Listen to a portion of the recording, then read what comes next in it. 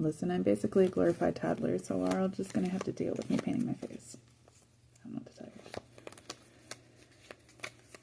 Until I figure out what the fuck this is what we're dealing with.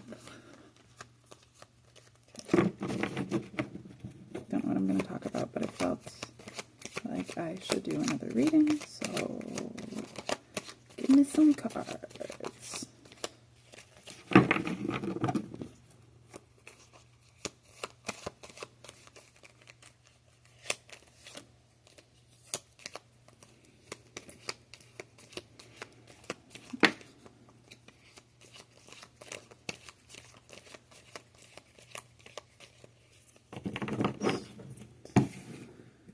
Sweet. Okay, I have 3 that came face down. Anything else? Face down, please.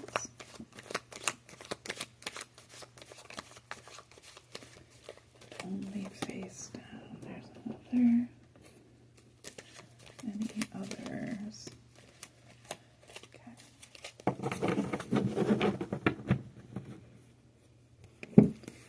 Okay, 4 face down. Before I start this, I want to show you. I'm working on a picture for my friend. I have to go get more colored pencils tomorrow because I don't have the rest of the colors that I need. But here's a picture I'm working on. It's turning out pretty alright. I'm working on several others. But I actually was creative for the first time today in a long time, so proud of that. Getting there. Whatever weird little things I have to do to express myself creatively is fine by me. We're trying new things. I'm allowed to do that. I'm a grown adult. Okay, so I have 4 cards face down. Let's see what we're going to be talking about.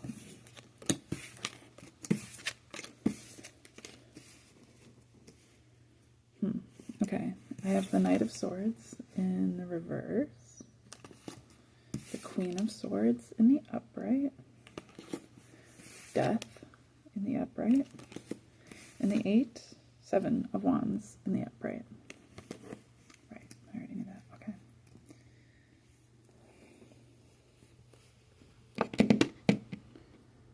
Okay, so the Knight of Swords is like a movement forward with a truth.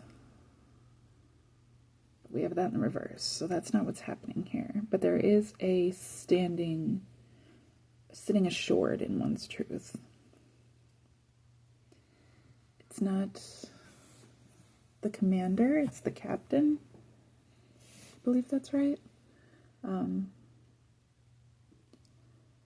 It's a confidence, it's a comfort and confidence in oneself, but it's not an exact drive forward. There is a there's a transitioning happening here into something better, but it's coming with having to defend oneself. It's like standing in one's truth despite transitions.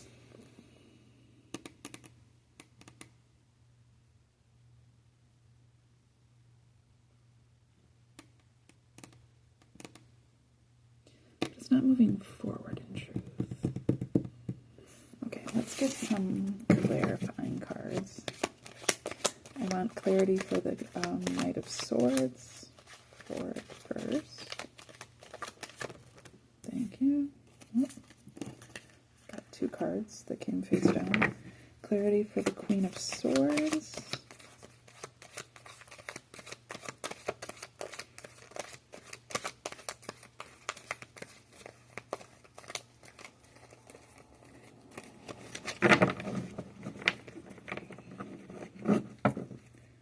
Clarity for the Queen of Swords. Please. Thank you. Something face down. Okay. Try one more time and then we'll move forward if I don't get anything. Clarity for the Queen of Swords.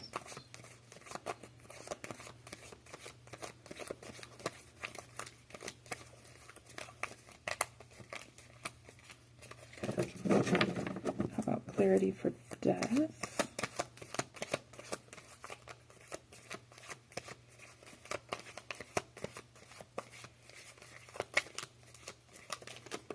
Perfect, thank you. The fact these cards are coming face down is great. I haven't had that in quite some time, so that's wonderful. Thank you. Okay.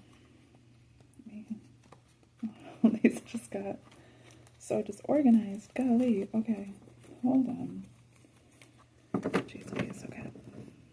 Let's shuffle these. These just topple over and got all mixed up. Okay. We're not going to take these. We're going to mix them in.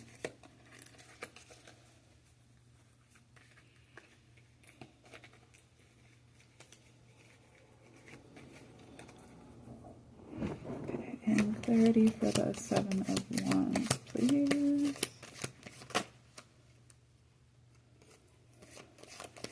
Anything else? Okay, so apparently I put these in reverse order.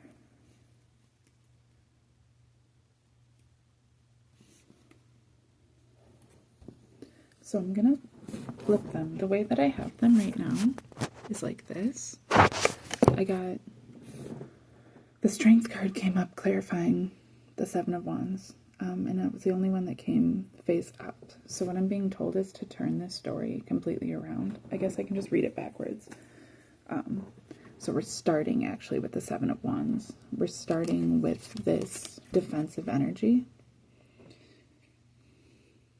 I couldn't relate to that. I was feeling some type of way, and have been obviously feeling some type of way, having to defend myself or what I do, feeling like I can't just express myself however I choose to, that I have to make an excuse for it, that there's somebody I'm supposed to be answering to. I'm a grown-ass woman. Who am I answering to? So it's interesting because, like, it being clarified, the Seven of Wands being clarified by the Strength, like, is one, like, a reminder that, like, you don't have to be on the defense. You can just stand in your own strength. But it's interesting, too, because, like, the way that it's coming up is, like, in this card, you know, there's all of these other wands coming up trying to fight this dude. And so it coming from the Strength card is almost like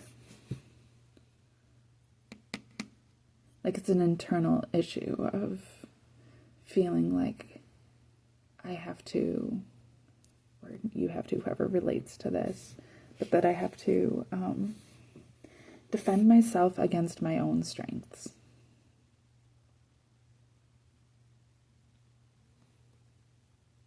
Defend myself against my own strengths.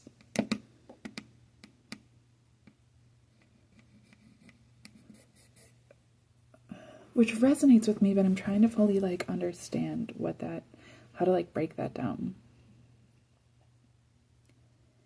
It's not necessarily a fear of one's own power, but it is feeling like you have to, like, make excuses for one's own power. That you have to explain yourself. That, that you have to be on the defense because of your power. Instead of just embracing those. You know, so the Seven of Wands is here like this. The Eight of Wands is depictive of, like, all of the wands heading in one direction, like being cast in one direction. And so that's kind of like, in transition, is moving towards, like, this feeling of, like, being able to embrace one's whole self in order to be able to direct one's power in certain ways. you know, when you're constantly making excuses for how you are or trying to defend how you are instead of just actively being that way, you end up like wasting a bunch of energy. And that's kind of the point. I think a lot of people like will lead you to feel like you have to explain yourself or try to bring you down and try to make you feel some type of way in order to distract you from your power, in order to kind of like keep you from intimidating them any more than you already are. Anybody who has anybody who's below you and has something to say about it, anybody who's trying to bring you down is somebody that's below you. You know what I mean? Or if they're above you and trying to bring you down, they're not terribly secure in their own power. They probably got there just walking on the backs of other people and are afraid of that table turning. So they're just doing the only thing that they know to have power, which isn't like embracing their own power. It's putting others down so that they can be on top. None of that's definitive of actual strength. But neither is having to be on the defense. So moving forward is this transition into something greater. It's the Death card. And that's being not only able to embrace one's shadow, but being able to take that and then move it forward into something greater. On Death's flag is like essentially like the Rose of Sharon. It's growth. It's a sense of growth, not just internally but externally, using one's shadow and using one's power. And it is being clarified by the Page of Wands in reverse. Okay, so this transition of being on the defense is being clarified by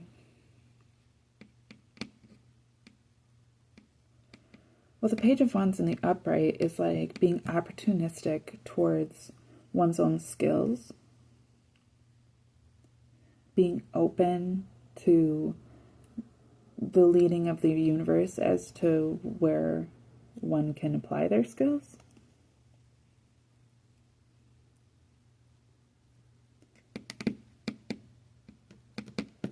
So in the reverse, and then moving into the Queen of Swords, it's giving me this feeling of like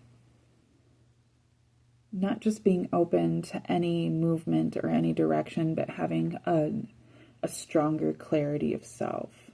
Kind of like with the Strength card as it moves into the Page of Wands, like it's like knowing who it is you're coming up against and what it is you're coming up against, and being able to like be more practical and more disciplined and more like definitive about what it is that you're doing and the work that you're trying to accomplish. Let me bring out the rest of these clarifiers. For the Queen of Swords, I have the Four of Cups in the upright. And for the Knight of Swords in the reverse, I have the Ace of Pentacles in the upright. This is a very interesting and complex read. Okay.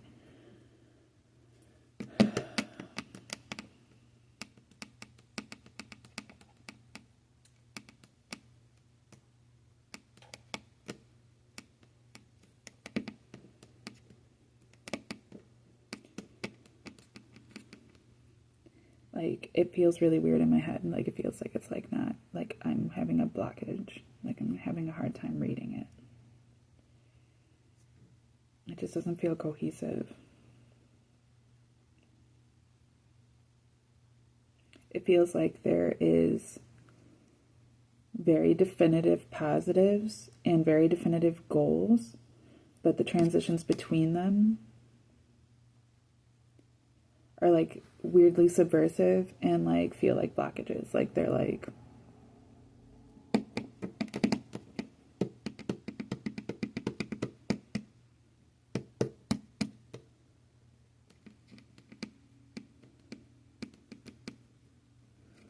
okay, so let's alchemize this a bit. We're going to take the middle two cards and we're going to flip them. We're going to take, not flip them, we're going to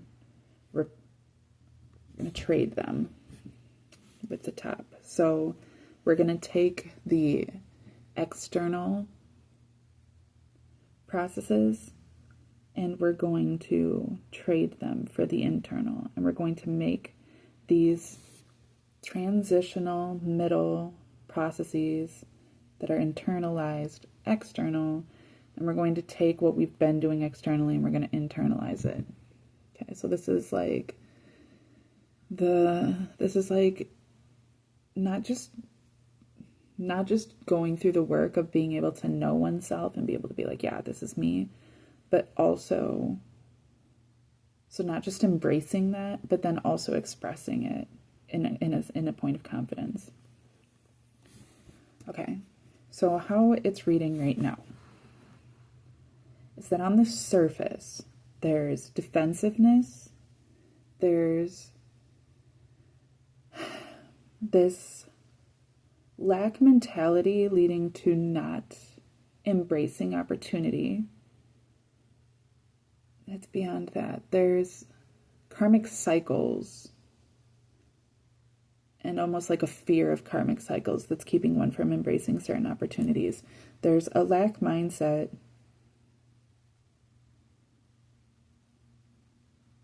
that's almost like I already feel overwhelmed with what I have and don't know how to do with what I have, so how can I possibly accept more from the universe?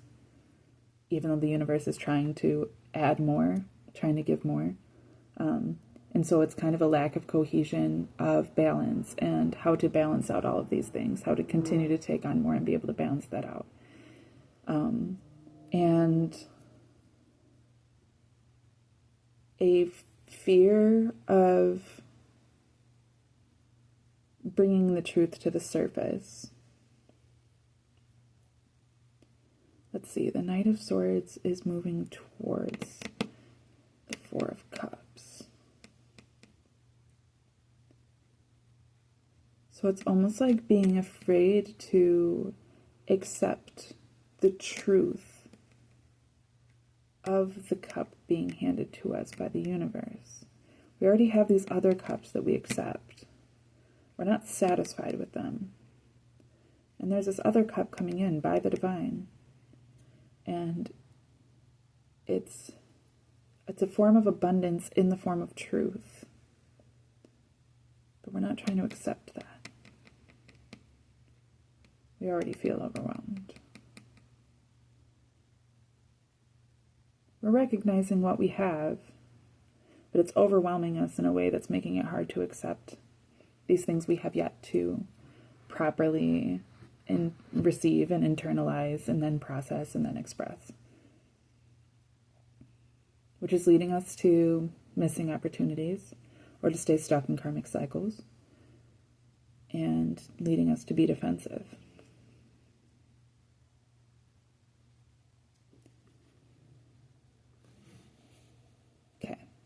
So what is lying on the other side of this external experience, of this is like the shallow initial experience. This is the shallow initial aspect of self. These are, this is without the work being done where we're sitting or standing or fighting or falling behind. But what is being called, like how these are all tools that we're being called to use for our greatest good. Our greatest good being divine abundance,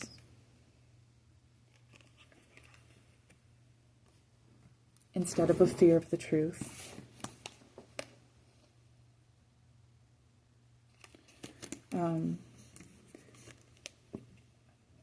Confidence in one's own truth, instead of an incapacity to be able to receive it. Accepting transition for what it is, without fear, instead of the trepidation that's keeping us stuck in karmic cycles. And embracing one's own strength and capacity for balance, instead of constantly being on the defense.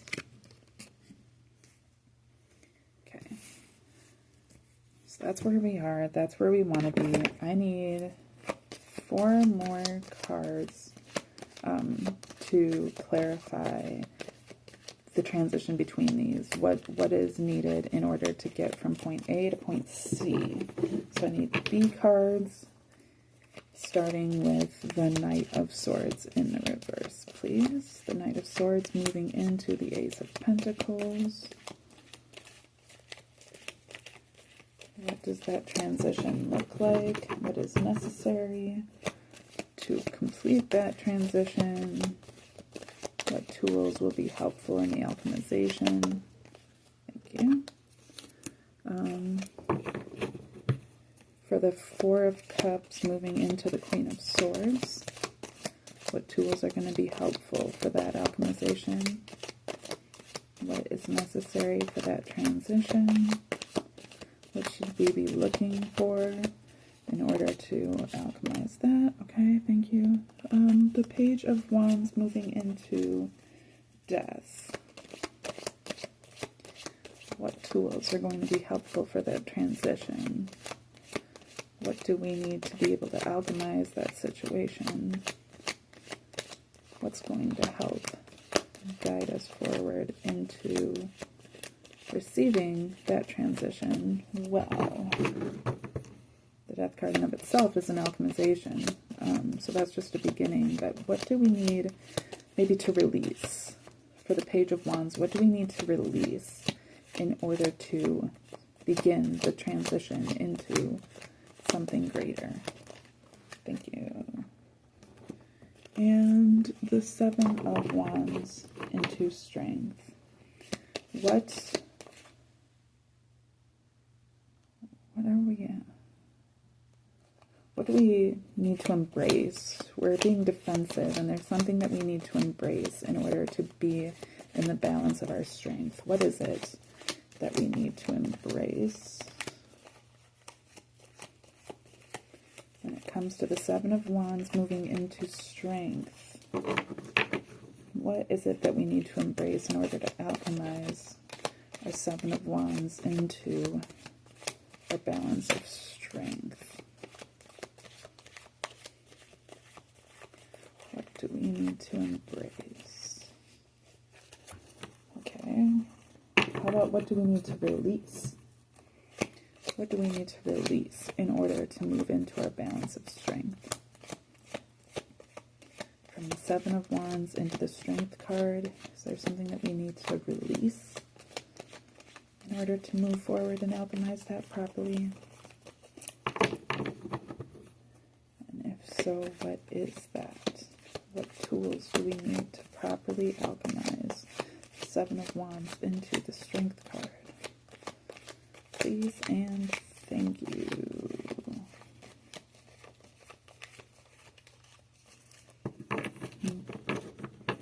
Do it one more time. If they don't get it, we'll wait. For some reason, it might just be having us wait. Patience might be entirely necessary to begin with before you get an answer on that. That's fair.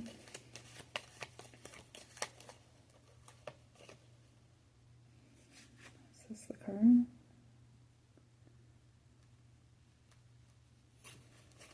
Okay. Thank you. Okay. So first and foremost, okay, so our Knight of Swords is a fear of the truth. Is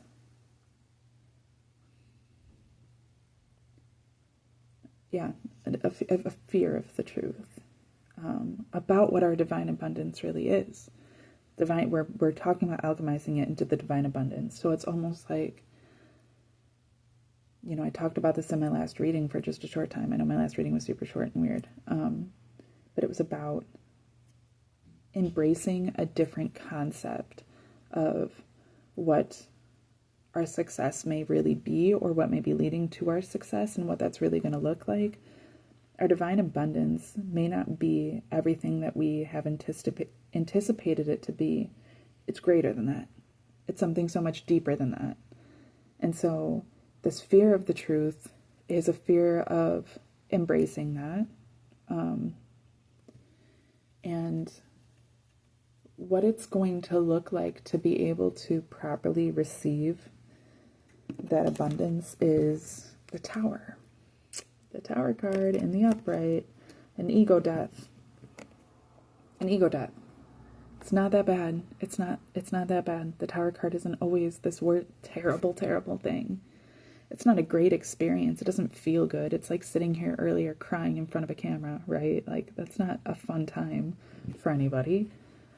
But those types of things are necessary in order to move into what our abundance actually is. And largely in part because there's so many things that we tend to cling to with a sense of like, essentially, it's not just determination. It essentially becomes a sense of expectation of the universe that like, this is what I want. This is how I dictate it's going to be. And we aren't the ones that get to choose that. And if we really, really want our divine abundance, it takes like being willing to receive what it is the universe actually has for us and what is truly within our destinies. And unless we truly know ourselves, then we can't come into that. This is a process of coming to be able to be in one's own strength. So the first step is to be able to let one's ego sit this out. Let one's ego be absolutely struck down. Break down if you need to. Feel the fear. Feel the trepidation. Feel the loss, the sense of chaos and uncertainty, and the pain of embarrassment, of falling from so high, in order to embrace this Ace of Pentacles. And so again, it's cool because then we're moving from the Ace of Pentacles into the Four of Cups, which, like, if you can see in the Ace of Pentacles card, there's the divine hand of God, you know, caught up in this cloud, bringing in this pentacle. And it's depicted here again by the Four of Cups. This time it's in the form of a cup, but it's still divine abundance. And like I said with this card, you know, we're so focused on what we perceive this abundance to be that we can't even receive of the universe the abundance it actually has for us. We're also like already not feeling completely contented with the ones that we have. And until we're willing to let that discontentment go and just be happy to receive what we have, it's hard for us to receive more on top of that. Because we don't know what to do with it. How are you going to receive all the good things that the universe has for you if the things that you already have you don't appreciate? How are you going to appreciate more instead of just feeling overburdened? And like I said, like if I would have received $1 million when I was, you know, living out of my car, like I would not end up being able to properly receive that and do good with it. You have to be in a position to be like in alignment to receive certain things in order to be able to make the most of them. You know, and that's all a process. So this is leading us into really being able to put this on its head, not being in this Four of Cups energy, but what it takes to alchemize the Four of Cups energy into the Queen of Swords, where you're comfortable and confident with your own truth, which is, you know, the Queen of Swords is like taking this Knight of Swords that we started with and turning it over and then leveling up with it. So now not only are you not in this Knight of Swords in the reverse, you're even stronger because of it, sort of deal, right? But the transition that we have here is the Moon card. And the Moon is depictive of one's internal struggle, one's emotions, one's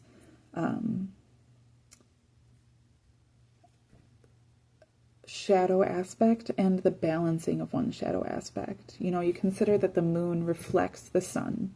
It doesn't shine on its own, it reflects the sun, but as far as, especially for like thousands of years, as far as people were concerned, like it just happened to be the light in the darkness. So the moon has always held this significant purpose of being the light in the darkness. And that is your natural emotional state. If you aren't in tune with yourself and aren't connected to yourself in your natural emotional state, if you can't just express your emotions freely, you know, we have a dog howling at the moon, we have a wolf howling at the moon, we have lobsters coming out of the water about it. We have all of this energy coming both from and to the moon. and 2 towers to represent this duality of the power of the moon that way. The moon affects the tides. We are 70% water, you know, like we're affected by the phases of the moon. And it's largely in part in our psychology and our emotions. And in order to get to a point of being able to be confident in oneself and one's own truth and being in a place of being able to be like the Queen of Swords isn't the King of Swords. She isn't the one that's like dictating war. She isn't the one that's like able to, it like is on, you know, she's not the commander-in-chief in that way, but she is the one that gets to honor the knights and create knights. She's the one that knights people with her sword. So her sword is for truth. Her sword is for clarity. And in order to get to that point, we have to be able to put away this sense of disappointment and this sense of uncertainty and the sense of insecurity and be able to receive our divine abundance that's being handed to us. And we can't receive that if we have these preconceived notions as to what that's supposed to look like and then what that's going to be. We have to be free to try out new things and do new things and kind of just go with the universe, even if certain stuff doesn't make sense or seems silly, because it's leading us in a direction. The universe can see us as an aspect of it, a smaller picture or a smaller part of the greater picture more clearly than we can. We have to trust in this greater consciousness outside of ourselves in order to be able to move into the ultimate end goal. You know, if you want to be the type of person that dictates what it is that they want manifested, dictates what it is that their divine abundance looks like, and then does all of this kind of witchcraft in order to get to that point, just don't be upset or disappointed when you get everything that you've ever asked for and are still unhappy and still unsatisfied, or when you get it for a moment and then it's taken away and you feel like all of that work was for naught.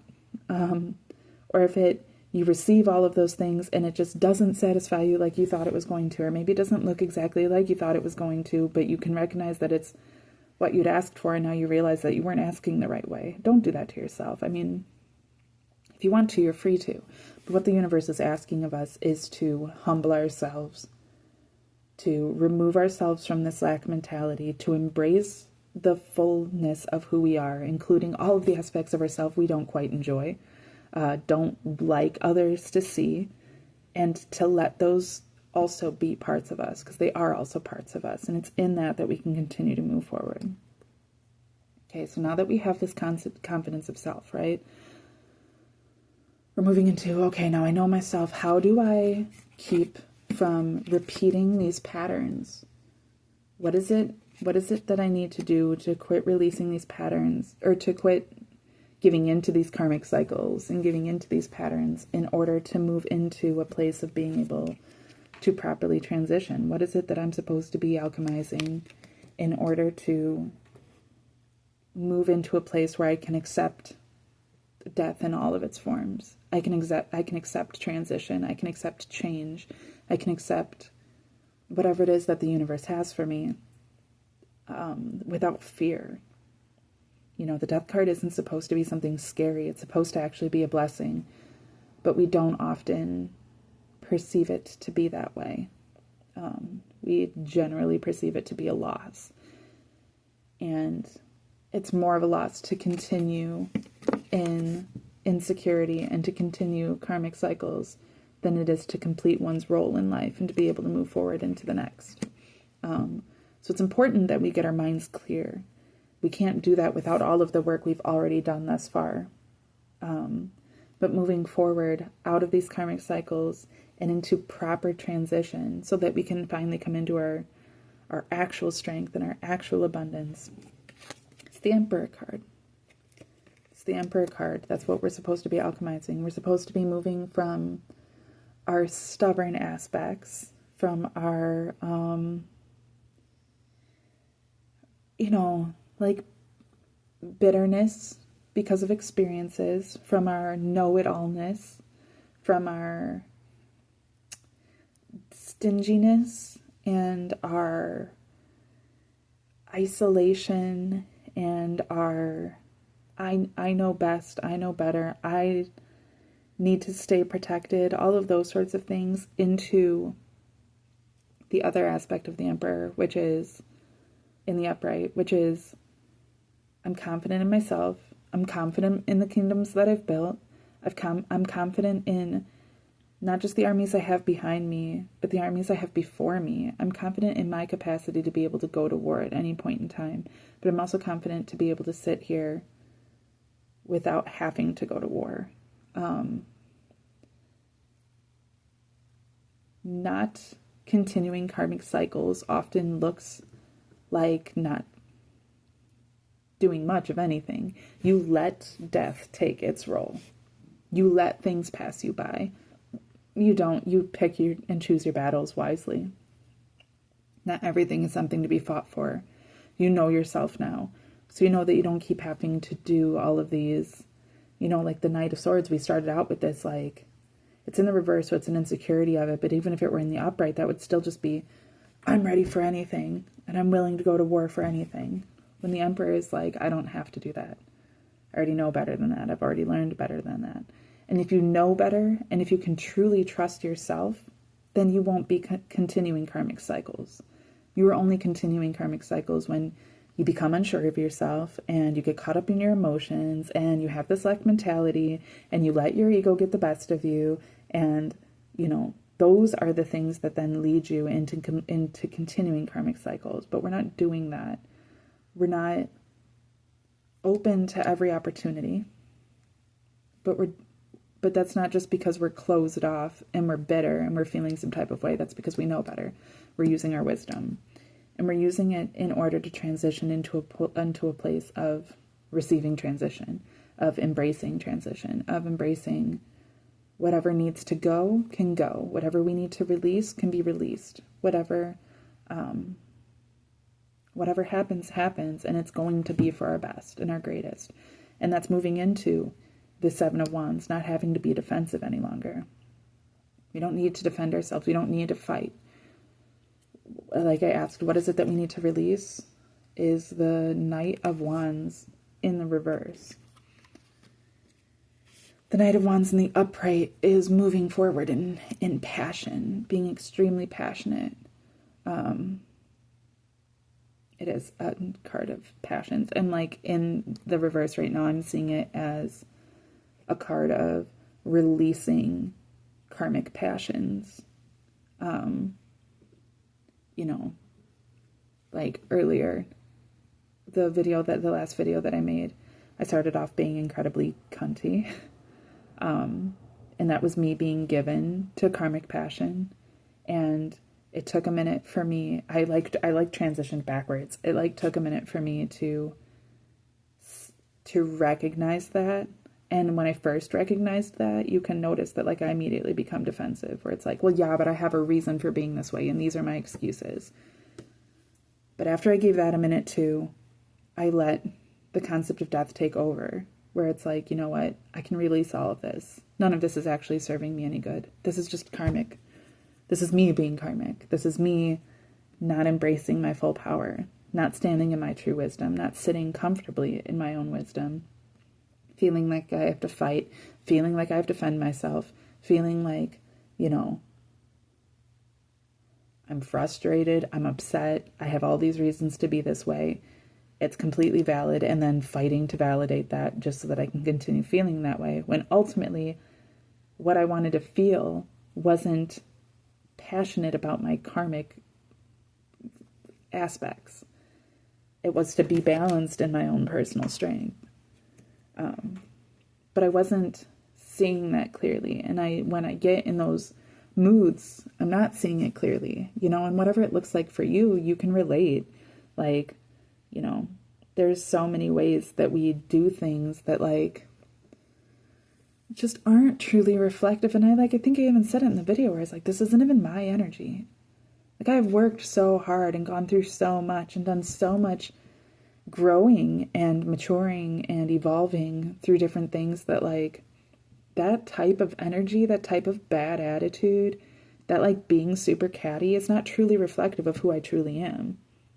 I can recognize that now, but that doesn't mean that I don't still have the capacity to be ways that are disingenuous. That is disingenuous. That's me fighting to validate that it's okay that I'm disingenuous. It's understandable, yes. It's relatable even, I'm sure. But that doesn't mean that it's okay. And it doesn't mean that it's my best. And it doesn't mean that it's serving me well. And how am I going to sit here and complain that I don't feel like life is serving me properly when I'm the one doing it to myself? The universe has true divine abundance. It is trying to give me. It is waiting to give me. It is setting me up for success. The only thing standing between me and that is all of these different karmic cycles I fall into, all of these different ways of being that end up blocking it. It's not the universe blocking itself from me. The universe wants to give itself to me in the same way that I want to give myself so much to a partner. Yet I'm not just going to give myself to anyone. I'm not just going to fully engage in things that are obviously not in alignment with me. Because why would I give everything that I've worked so hard to be able to give to somebody who's going to end up misusing it? If there are different signs that it's not going to be properly received, the wisest thing I can do is to not offer it in that space, right? You have to give it time. You have to work these things out. You have to keep making sure that that person is the right person, that that time and space is the right one in order to give of these certain things. And I just saw it today where it was like, you can't fake healing because your triggers will expose you. And man, if that ain't true, you know, it's a game that narcissists love to play just to validate that you're a piece of shit so that they can feel better about them being a piece of shit, of course. But it's a gift that they give you truly by triggering you. If they can trigger you, they will, in order just to prove that you aren't beyond them, right? Or that you're even below them. But life does that in of itself. And it does that for a very specific reason, because your triggers are meant to expose you. And they're not meant to expose you to embarrass you or to make you feel weak or to make you feel like you haven't gotten there and you're so incapable. No, it's a reminder that you're not there yet and there's still work to do and you still have healing and it's still part of a process. The fact that you can recognize those things is the point of growth, is the initial movement of growth. You know, if you're still in denial about that truth, if you're still the Knight of Swords in reverse, you're not going to reach any of these other points. And look how many different steps we had to take just to get to one's actual balance of personal strength. Of being at peace with oneself and strong, it takes a lot. It's not easy. So much easier said than done. And there's a lot of triggers happening here throughout this. There's the trigger of the actual Tower. There's the trigger of the Ace of Pentacles, feeling like the Divine's that moves into the Four of Cups, feeling like the Divine's trying to give me something and I can't even receive it. I don't deserve it. I'm not worthy of that. I don't even know what to do with the cups I already have. All of these emotions that go into that with the Moon card. This Page of Wands, you know, in the reverse, feeling like insecure towards moving into points of opportunity and feeling like you're just constantly in these karmic cycles. You know, the haughtiness that comes with the Emperor card, the fear that comes with the Death card, the defense that comes with the Seven of Wands, the karmic passions that come with the Knight of Wands in reverse. All of these different things actually are different triggers. And it's a step process. And it's very hard to be constantly triggered. It can be exhausting. It can make you feel some way about yourself. But it is extremely important to be able to receive those things and to be able to be like, you know what? I am a bitch. You know what? Maybe I'm not super mature. You know what? Maybe it's my fault that people are responding to me this way. Maybe it's me doing this thing. Maybe I'm asking more of other people than I'm truly willing to do myself, and that's not fair. Maybe I'm the one that's shutting everybody out, even though what I really want is to be able to receive people properly. Maybe I'm the one that's not actually fully mature enough yet to receive what it is that I actually want, and I'm just projecting that onto other people in hopes that I get those things even though I'm not fully willing yet to receive them. It's so much, as complicated as that may be, and as hard as it may be to accept those things, it's so much better to be able to be honest with oneself and thus honest with the rest of the world around you, and to be honest with the universe so that you can receive these things properly. Because again, the universe is trying to give you a divine abundance. Every single individual has an incredibly sophisticated, complex, beautiful destiny that is perfectly innate to their individual aspect, to their individual experience, to who they are as an individual.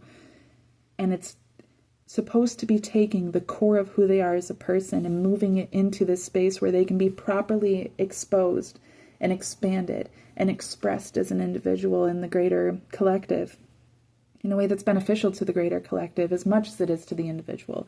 It's this whole inherent balance. The universe does that for itself. We're the ones that stand in the way.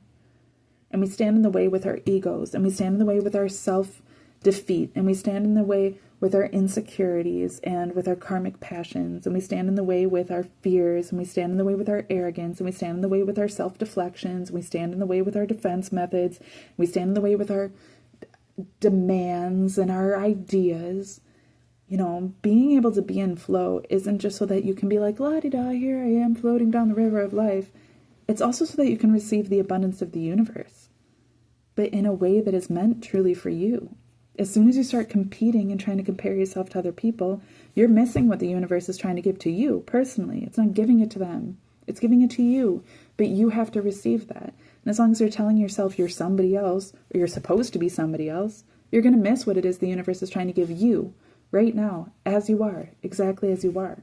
And it's a step process. If you're not willing to receive this one cup when it's being handed to you at the very beginning of this process, however are you going to receive the ultimate strength and grace and balance of oneself? And this is what's actually going to end up leading to the Ace of Pentacles. To be clear, I know we already have it here, but we haven't received it. It takes this to be able to receive it. You can't carry the weight of the world if you are a weak person.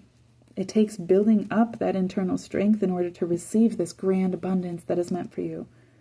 The universe drops this on your head before you're ready, it's going to crush you. The universe doesn't want to crush you. I know we live in this time and space where we love to convince ourselves that life is a bitch and that things are just so hard and that, poor pitiful me, life just isn't fair. But that's a perception. That's something we are doing to ourselves. We are the ones that are making life unfair because we don't know ourselves and we're not taking the time to know ourselves, and we expect the universe to do everything for us when it's already doing everything it's meant to, and we're just not willing to receive it. There's a line in an A$AP Rock song that says, life's not a bitch, life is a beautiful woman. You only call her a bitch because she won't let you get that pussy. Maybe she thought y'all didn't share any similar interests, or maybe you're just an asshole who couldn't sweet talk the princess. Which is a bit sarcastic and a bit, it's cunning and a little bit cutting. But it is true in that same way, because it is a matter of perception. Life's not a bitch. Life is a beautiful woman. Something to be appreciated. Something to admire. Something to be like, damn, this just makes life worth living, just to be able to look at it. Just to be able to experience it. But we don't like to feel that way if that beautiful woman isn't giving us attention, right? If she isn't falling at our every whim, suddenly we feel like the asshole. And maybe we are the asshole. And maybe it's important that we don't expect so much of life or others when we're not willing to do the work ourselves. This girl had been telling this story about one of her friends who had received a text from a dude that was like, I just haven't had sex with a good woman in so long. And they were like, don't go have sex with that man. Don't do it. And she did, and then she regretted it, and she felt traumatized. And it was like, think about what a thing that is to say. Whose responsibility is it for you to have sex with good women? And if you haven't been having sex with good women, that sounds like a you problem. If you were really a great man, you probably wouldn't be having sex with not good women. And you probably wouldn't be complaining that you haven't had sex with a good woman in so long. And if she really was a good woman, she probably wouldn't be having sex with you. So, you have to consider, it might sound complimentary, some of the ways that we are to ourselves, but, even, me being a type of way where I'm, just so tired of men thinking, I'm a very open sexual being, right? I'm a very sexual being that is, very large aspect of my personality. I'm aware of that. I don't have a problem with that. I embrace that. However, I'm worth far more than just casual sex. In fact, because sex is such a big aspect of my personality, I personally actually require it to be held at and treated as far more sacred than just the average person that just does it casually. And I've spent most of my life engaging in it casually in a way that hasn't truly benefited me. And so I took this vow of celibacy for the last 6 months in order to get myself into a space where it was like, now well, the intent was to get myself into a space where I wasn't just engaging in my sexuality casually. I was holding people to a standard in order to engage with me on a deeper level and to respect that they weren't going to be getting sex out of it prior to actually establishing some sort of deeper intimacy. I don't have a problem having sex with people. I like it. But, like, I'm not getting anything out of it if it isn't truly doing what I'm supposed to be doing with it, which isn't just giving it to anybody that wants it. There's levels to it. It's something very valuable that, like, I've been giving away for free. That's my responsibility. So this vow of celibacy was to, like, get on top of that. And I was feeling embittered today about it and emotional about it today because I realized that, like, it's about to be up technically tomorrow and I'm not engaging with anybody on any deep level that way, and not, like, in any sort of romantic way that would make me, like, be like, okay, well, now my vow is up, so now we can actively engage sexually because we've already done the work. Like, I haven't been engaging with people that way. So, like, now it's just been 6 months of me suppressing that energy just to be in this place now where, like, it's still going to take time for me to engage with anybody to that degree before I'm like, okay, yeah, I'm comfortable. Let's do this. And last week I was feeling some type of way about it because I knew that this was coming up. I was getting all, like, horny and just feeling like, okay, well, my vow's about to be up so I can start just engaging sexually again, where it's like, did I really just go 6 months without sex so that I could just fall back into the same behaviors? No. No, I did not. No, I did not. Because as much as all these dudes want to act like it's so impossible for them to go without it, I'm a recovering sex addict. If I can go 6 months without it, anybody can. You just have to literally want to. That's all I'm trying to prove with any of the stuff I ever do. Not that I'm so great or so much better than anybody. I'm not. That's why I'm doing these things, because I'm not better than anybody else. I'm like the lowest of the low. I'm the most basic fucking person when it comes to these things. If I can do it, so can anybody, but you have to want to. You have to do the work, And so it's like, and then, like, I put myself in this position where, like, even after doing the work, I also didn't do all the work. Because this, I've kept myself closed off emotionally. And that's fine. And I'm fine going a whole nother 6 months without sex if that's what it takes, or even longer than that. That's fine. However, I'm also in my prime right now, and I don't like the idea of not being able to engage sexually. I very much enjoy it and would like it to be a big part of my life. It never has been. It never has been. All I've had is a bunch of sex that I'm not even satisfied with, to be honest. Or like the satisfaction that I've had in it is like, it just ain't hitting like I need it to hit. And that's a me problem. That's why I'm the one trying to do this work, and I'm not trying to put it on anybody else. And I'm willing to take this time. That's what these things take. But you have to know yourself, and you have to be willing to go through these processes of, like, letting go of the concepts that you have of yourself and releasing all of these different standards of, like, but this is what makes me feel like a man. This is what makes me feel like a woman. This is what makes me feel this way or that way or this way or that way. It's not about what you've already preconceived to be what you need. You don't even know yourself. If you did, you wouldn't be afraid to release anything at all because you could trust that you would always still be yourself. So it's like, we tend to trick ourselves into thinking that we know ourselves so much more than we truly do. And it's not serving us. It's not serving anybody.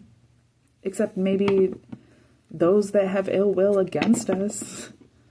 Is that really who I'm trying to do work for? Is that really who I'm trying to entertain here?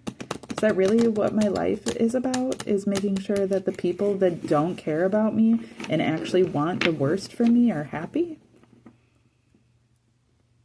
Like, you really want to think about what it is that you're doing in your life and why and what it ends up looking like. It doesn't matter what you're trying to do. It matters what you're actively doing, right? Well, I didn't try to break the egg, but you did break the egg. So, like, it doesn't matter what you were trying to do or what you weren't trying to do. That's fine, and people can be understanding. But ultimately, you did break the egg, so, like, now you have to reel from that. Now you have to work on that. Now you have to make up for that. You know what I mean? Like, you really have to consider what it is that you're actually doing, not just what you want to do. Yeah, I hoped that in 6 months of not having sex that I'd suddenly be in a position now where as soon as my vow was up, I could be actively engaging in a much more deeper level of intimacy and a more committed relationship. And, like, at this point, I'm not sure I even want that, to be honest. At least I haven't met a person yet that I really want to commit to that way. You know, and so I haven't met anybody that I'm really willing to engage with that way sexually either. Because, like, if you're just somebody that's just going to go away like everybody else has, like, I can make myself come. I don't need you. It's not doing it for me. I don't, you know, what is it that I'm looking for in a partner? Why would I even engage in those things that way? It makes me happy for a moment to be able to make somebody else happy that way, but I end up putting so much more work into these relationships than these dudes ever do. Ever do. And, like, for the longest time, that's always been what satisfied me. And there's a point of it that it does. But it's not actually fulfilling me. Satisfaction is not the same as fulfillment. And being a recovering sex addict, like, satisfaction, I've always settled for satisfaction. And almost been afraid of fulfillment and doing the work in order to attain that. And I'm not trying to be there anymore. I don't want to live in fear. I don't want to live in settling. I don't want to settle for settling. You know, I deserve more, but I can't expect that from other people if I'm not willing to give that to myself. That's crazy. So that's where I'm at. And hopefully these things help you to also get to where you're trying to be at, you know. Or not even where you're trying to be at, but where you should be at. Like, maybe stop trying so hard. Maybe stop defining what that's supposed to look like. Maybe release all of those things and kind of just let yourself be and then embrace those things slowly and watch them take form into something greater. And, you know, I think it's more important that you find yourself than that you convince yourself of who you are through all of these external means. You know, as a past hospice caregiver, like, it's so unfair how many people put themselves in the position of facing death head on, afraid of who they really are, scared to embrace themselves. And I'm so thankful that I've been able to be in those spaces with those I've been in that space for, so that they could feel like somebody was there with them as they walked into that uncertainty, and that they didn't have to fear, and that they could be at peace with themselves, because that's the most important thing. I don't care what people do with their lives. I don't care what people do with their deaths. I really don't. That's not for me. That's for them. It's not for me to control those things. But I don't want to see people going to the grave in fear. I want people to be able to rest in peace. I have so many dead friends and dead relatives and dead people from the past just, like, haunting me with their, like, I didn't live my life right and I need you to help me get to the other side better, and, like, you need to live your life a certain way so that it makes sense for me. And, like, I do those things, but, like, I'd rather do it for people while they're still alive. It's easier that way, and it's also more fulfilling that way. And then when they go into the next life, like, they can help other people too. You know, it doesn't have to just be me. I can talk to the dead all I want, and that's great for them, and it's good, and I don't have a problem with it, but, like, there's something better. I can also talk to live people too. It's like I'm talking to you when I say these things. Like, don't sell yourself short. Don't sell yourself short that way. You know, don't let yourself settle. You're worth more than that. Just do the work. It doesn't take, it goes so much quicker than you think it does. It's hard. It's not easy. It's not fun all the time, but it's worth it. It's worth it. All right. Well, thanks for listening and dealing with me as I am, and I will see you in the next video.